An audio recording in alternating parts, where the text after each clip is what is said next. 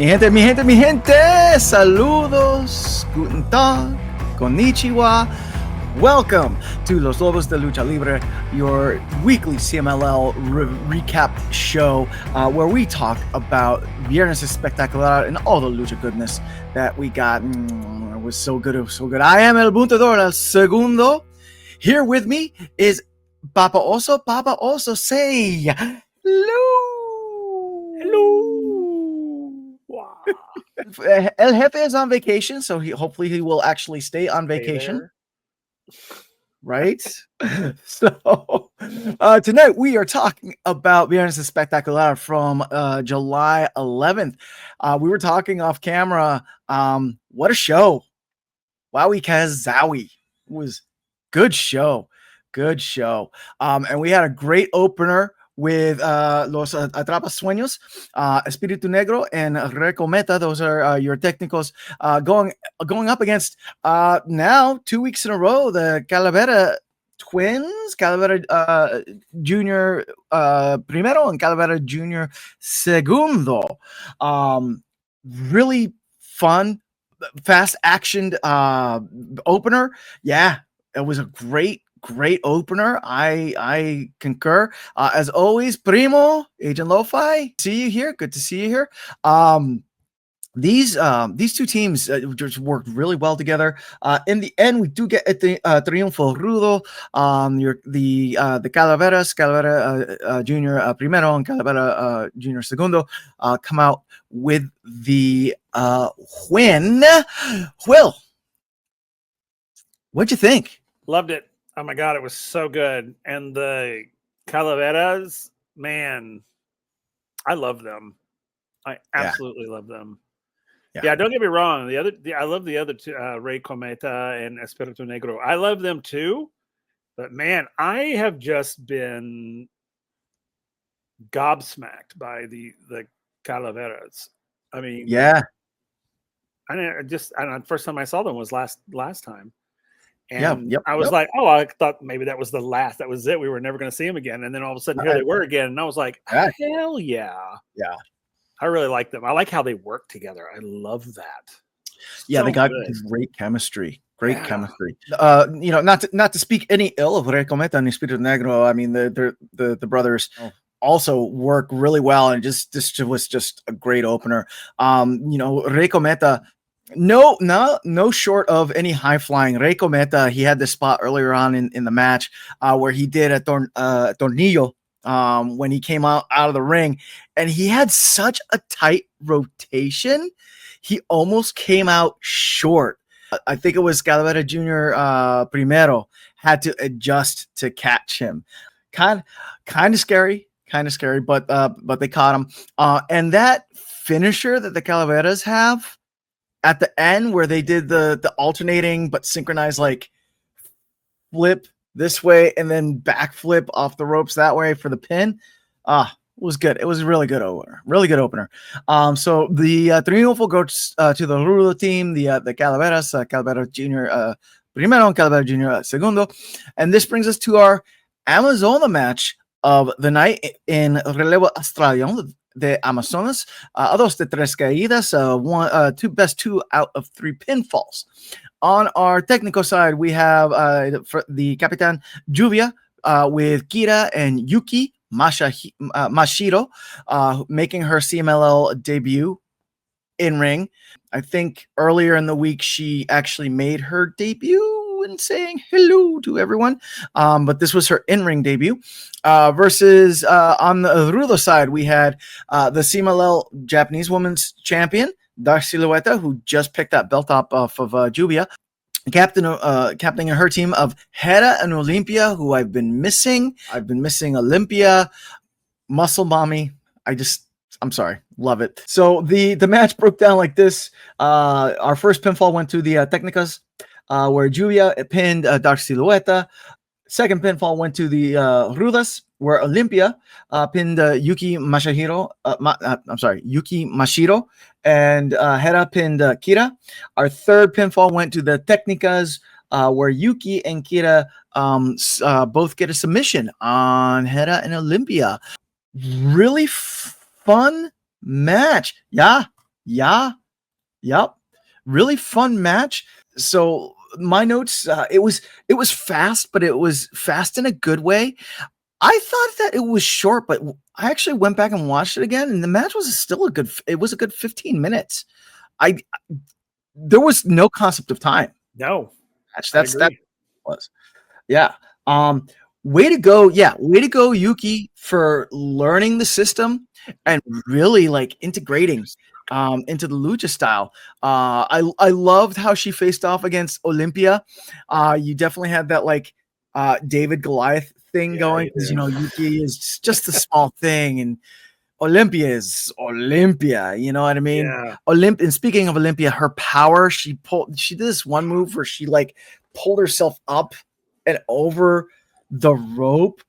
It was fun. And then with the technicals, Yuki and Kita, again, Yuki looking really good in the system. Yuki and Kita pulled off this synchronized plancha to the outside of the ring, which was fantastic. Paposo, what'd you think? So good. It was so much fun. This is my I want to say this is my first introduction to Yuki. I don't think I've ever seen her before. We definitely haven't seen her in CMLL, because she literally just like popped up. Okay. I have to look, and Agent Lo-Fi, if you want to fact check me, I think she might be from TJPW. I know she's not from Stardom. I haven't seen her in Stardom, so yeah, she's brand new. She was great. She was so fun to watch. But no, I mean, and I love Dark Silueta and Hera and Olympia. I mean, I actually I love all of these women. I've seen all of them. Like I said, Yuki is the only one I have never seen before, but I want to see more of her. Yeah, she's great. Yeah. Oh, I see she's going to be in CMLL for a bit. That's great. I'm so glad. Yeah. Hopefully they'll use her a lot, because she's super fun. Man, she's super fun. But this whole match was just, the opening match was so good, and then we got here, and this was fun and energetic, and it was just like, let's just keep going with this. Yep. Yeah. It was like the continuation of the party. It was great. Agent Lo-Fi, I don't know how long she'll be around. Usually those winners show up in the women's Grand Prix. Hopefully we'll see her, up until the women's Grand Prix, and then we'll see what happens after that. I have to piggyback on your comment about the speed of the match, and it felt so fast. Like, I thought I was watching it, I was so engrossed in it that I was like, wait, it's over already? Wait, what? And it did. It went about 15, 16 minutes. That was so great because it just flowed so well. Yeah. And they kept the energy up the whole time, which is why I think, I got so engrossed in it. Right. But yeah, it was so good. The women are amazing.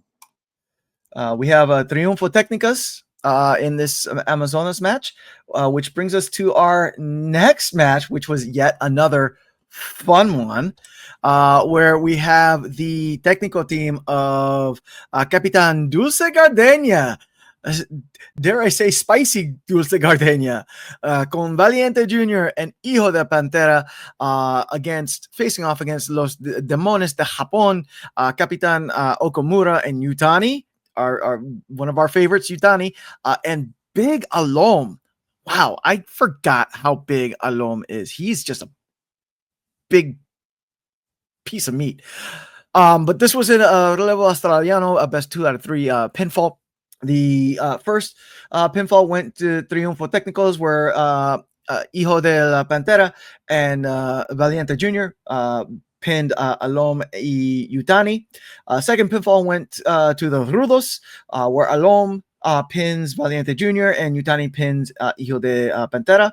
And our third pinfall went to the Technicals, where Dulce Gardenia hits his submission move, La Croqueta. I think that's what it's called, on Okumura for the submission. Triunfo Técnicos. Will, go ahead. So fun. It was such a blot from beginning to end. It was just all over. And, Dulce Gardenia, man, I love whenever he's in the ring. He is just fun to watch. But I do want to comment on this picture. Valiente Jr.'s arms. Look at the veins on those bad boys. I know, right? I'm just like, oh, they make me blush. Oof. And of course, Okumura. I love Okumura. Anytime Okumura is in the ring, I am loving him. I just love everything that he represents. Just the idea of, an older gentleman who is still doing what he loves and doing it pretty hardcore too, by the way. Yeah. So this whole match was so good, so fun, action packed. I mean, because Okumura, Yutani, and Alom. Holy God, he is huge. Yes. I was just like, yes. I was like, good heavens. I didn't realize how big he was, to piggyback on your comment. But that team was great. Yeah. And, the other team was my favorite. But I just love, this was another match for me that felt really short because of the flow and the electricity of it I was so engrossed in it. Yeah. But it was so good. It just kept the night going. I was like, oh, hell yeah. Let's just keep doing it. Yeah. I just actually piggybacking off of this, Agent Lo-Fi. I mean, that whole family is jacked, because you have Papa Valiente Jr., Olympia, and Hera, she's got muscle to her too. So yeah, that's crazy. It is crazy how jacked he's gotten. Yeah, definitely. Extra sassy, extra spicy Dulce Gardenia in this. A lot of fun. He came in, he had that silver sequined hat, taking it off, tossing it into the audience was fantastic. Giving the rose to Don Julio. Hijo de Pantera did this crazy flip off of Yutani during, I think it was the first pinfall, which was nuts. Alom, again, just crazy powerful guy, man. He was just power bombing people left and right. It was fantastic. I love Los Timones de Japón. That's Okumura and Yutani. They are such a great tag team. They've been working really well together. I'm really hoping they get a few more reps in the next month, 2 months, and we start seeing them maybe in like a championship picture, if not in CMLL, like in MLW, one of the other promotions. But I definitely I want to see Okumura and Yutani utilized more in that. I think they have it in them. To start the third pinfall, Alom got up on the top turnbuckle, and then Yutani climbed on top of him and hit this like moonsault to the outside. Amazing. It was amazing. So great match. Triunfo técnicos. A lot of fun, which brings us to our championship match of the night. Actually, this was por el Campeonato Nacional de Trios, of one pinfall. The champions, los campeones, Felino Jr., El Cobarde, and Hijo de Stuka Jr., los grandes herederos, I believe they are calling themselves, against our favorite, los dragones, Dragon Rojo Jr., Dragon Legendario, and Dragon de Fuego. My personal thing is that this was the weakest match of the night. Doesn't mean it wasn't good. It was a great match. I guess it was just a thing, like you couldn't keep that type of, crescendoing momentum up all the time. You had to have a little bit of plateau before you started kicking it up again, because boy howdy, we did kick it up again. This match was a lot of fun. All 6 of these luchadors worked so well together. Everything flowed so well. It was so impressive. To steal Agent Lo-Fi's statement from last week, very professional match. Towards the end, there was this great triple kick out that the Rulos had, much like Yutani and Okumura. Los Dragones, I feel we've we've established that they're still pretty new as a trios. However, give them another month or two or three, or maybe into next year. Like, I would love to see them in one in a championship picture again. Hell, I would love to see them replay, run this one back, part 2, because I think that they are that talented. Papa, also, what'd you think? Oh yeah, I agree with you. I felt that this was a great match, but I agree. This is like, I'm going to eat my nachos at this point. Right. But again, I love all of these folks, but I agree. I think this was, I don't think it was necessarily the least favorite of the night, but I think it was just sort of the more low key one. Okay. So it was there. It was great because they all did great. And it was just, but it was, like you said, it was very professional. It was like, okay, let's have a lesson in lucha libre. And, and I was like, okay, which, I can appreciate. But yeah, it wasn't like low energy by any means. It just was more low key. Yep. I thought, but I still liked it. Yep. It gave me it gave me a moment to breathe. Right, exactly. Yeah, I gave everyone a moment to breathe. Little bit of a side note, Que Malito and Que Monito. Que Malito came out with the Rudos, Que Monito came out with the Technicos. Que Malito did get one over on Que Monito. So we're gonna put the Monito counter to 1. We're starting that this week. So Que Malito has one up on Que Monito on this match. So 2, this was my match of the night. I loved it. Oh man. Esfinge versus the Beast Mortos, mano a mano, 1 fall. And man. Papa, you go ahead, Papa. So you start, and then I'll That's fair. Yeah, this one was pretty badass, and I have to agree with you. It's probably my favorite match of the night, outside of the quote unquote main event, just because of how just brutal that was. But match wise, yeah, this one was at the top. I thought these two. And correct me if I'm wrong. These two have like an ongoing like issue with one another, right? So, I mean, as far as I know, it literally started this past week. Okay. So there's no history here. There's no like long history. No. Wow, you could have fooled me. Right? Because they were fighting like they're mortal enemies. Right? Just like, I mean, it was so good. I was literally on the edge of my seat through this whole match. I was just like, man, and because I love Esfinge. And I'm new to the Beast, Mortos. I'm new to him. But man, he lives up to his name. Yeah. Because, jeez. So at the end of this, see, this is where this is why I was asking about the history.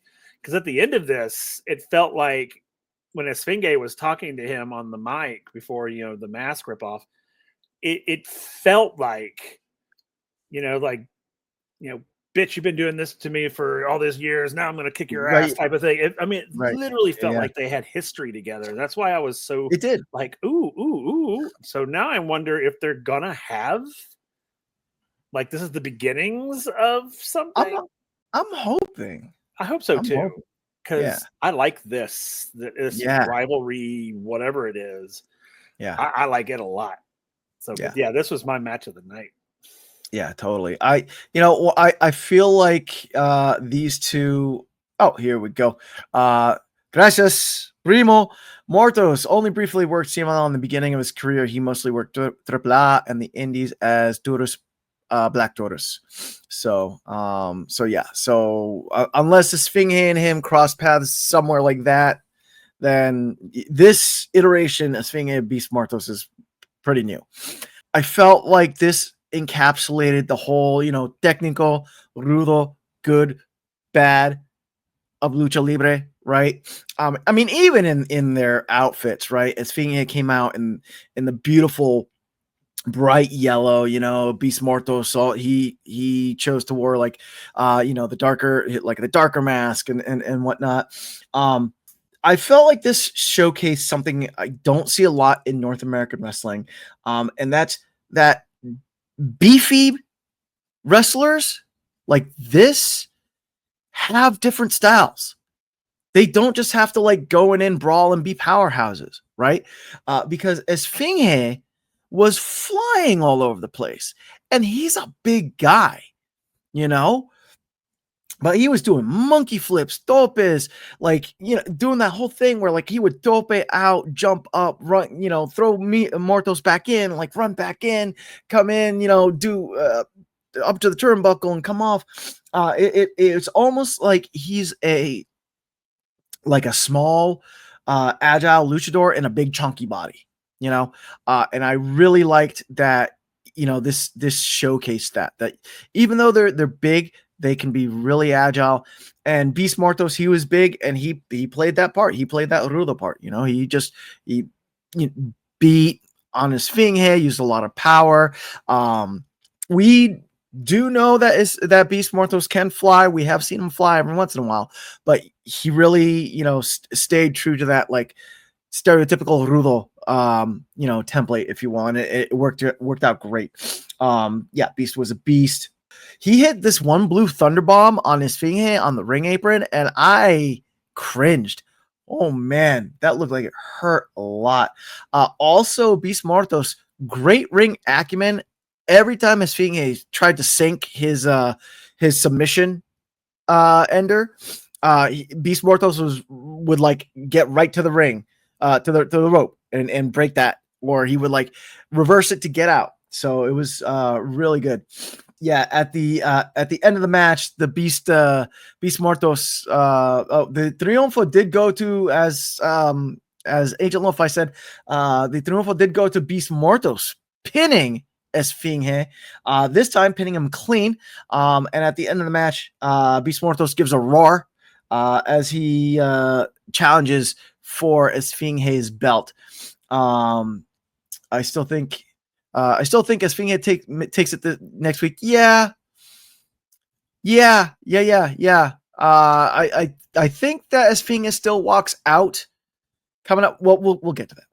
But and then and Esfinge may be busy with Aniversario dealings. Because we still have to remember that he still has that whole thing with Valiente like cooking. So and really quick word from our sponsor. Have you been pile drived too hard on the ring apron? Have you been brainbustered on the top turnbuckle and your neck doesn't feel well anymore? Well, please call our team here at Frank Mortos, attorney at law. Frank Mortos, attorney at law, he will fight for your money. Frank Mortos, attorney at law, roar, grumble, roar. Great match. Beast Mortos comes out with the win. We're going to put a pin in that. Talk about it later. And now, let me explain. So, normally, when matches come out, much like wrestling matches, the announcers, like, they announce the wrestlers and they can come out and do their thing, right? And as you've seen, there are match cards that you get right before the match, right? This next match was not that way, because this was the way that we started this match.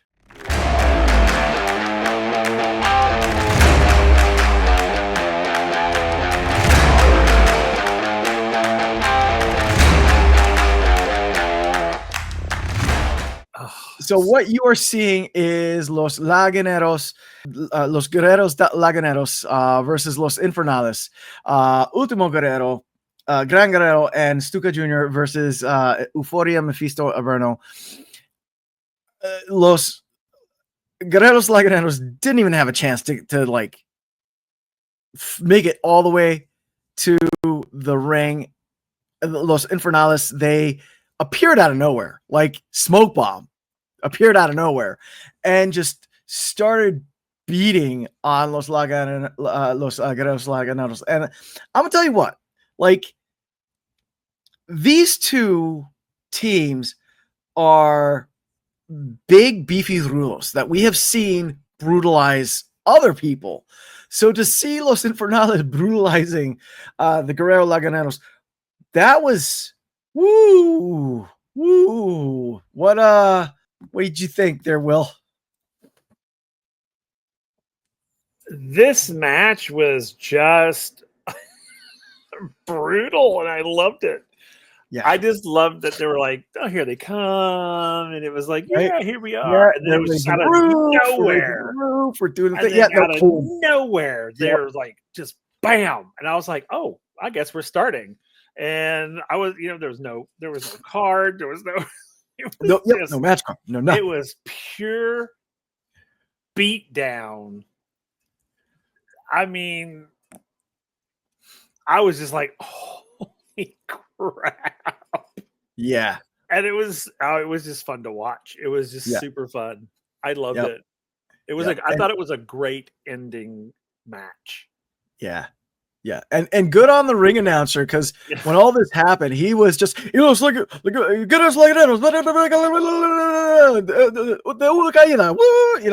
was just like got out of there. This match did come with more casualties, however, and we need to address that right now.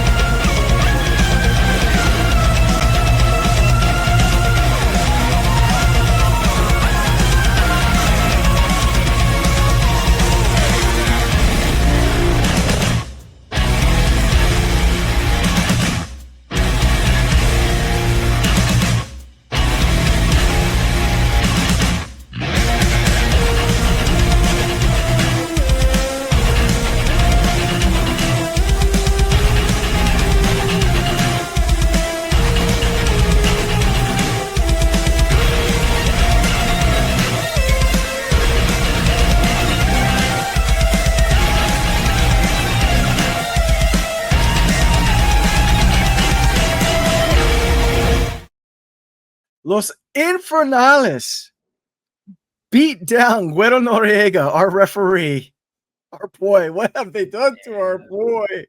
And get disqualified. So the match does go to the Guerreros Laguneros, Ultimo Guerrero, Gran Guerrero, and Stuka Jr. But at what cost? At what cost? One of these days, I want to see Noriega like kick somebody's ass. I know, right? Because I think he could. I really think he could. Right?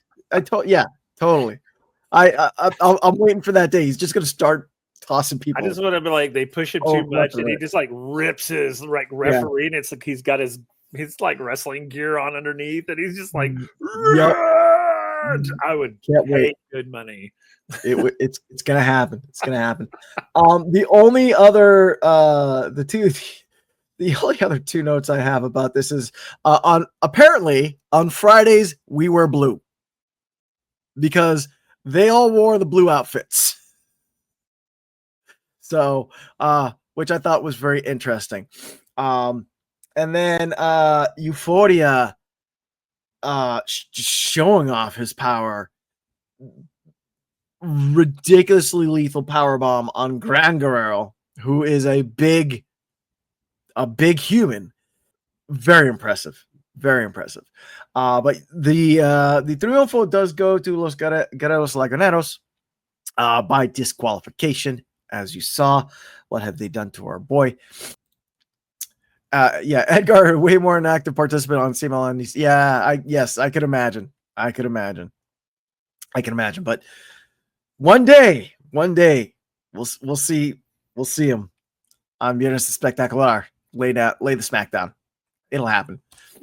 Will, you got any parting words? It was amazing. If you don't watch Lucha Libre, you should. Yes.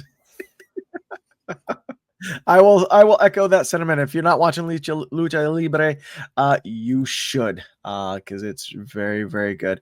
And that's it for the night. So thank you all so much for joining us. We hope that you do check out some CMLL. And if not, please keep checking us out. We will bring you the CMLL goodness every week. Agent Lo-Fi Primo, as always, gracias. El Jefe, if you're watching, I'm done. So mi gente, just remember that I'm biconic, you're biconic, we are all biconic, and you get to, don't forget, everyone, you get to finish your story. And Will, let's get out of here. Let's get out of here. Johnny TV style. Sebastian! You're in the shot, you bald idiot! You fool! The other way! Go!